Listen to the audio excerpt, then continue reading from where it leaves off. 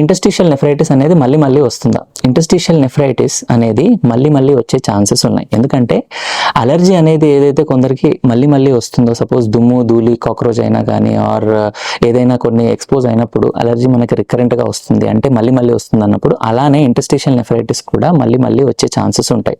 Suppose allergic reaction ఏదైతే మందు వల్లనో ఇన్ఫెక్షన్ వల్లనో వచ్చింది అని అంటే ఆ మందులు అనేవి మళ్ళీ ఇచ్చేటప్పుడు కొంచెం జాగ్రత్తగా ఉండాలి. అవసరమైతే తప్పితే ఇంకా వేరే మందులు ఏమీ లేవు, అవే మందులు ఇవ్వాలి అని అంటే కనుక ఇచ్చినప్పుడు ఈ కిడ్నీల పనితీరు అనేవి మానిటర్ చేసుకుంటూ రక్త పరీక్షలు మూత్ర పరీక్షలు అనేవి చెక్ చేసుకుంటూ ఉండాలి అవి ఇచ్చిన రోజులు.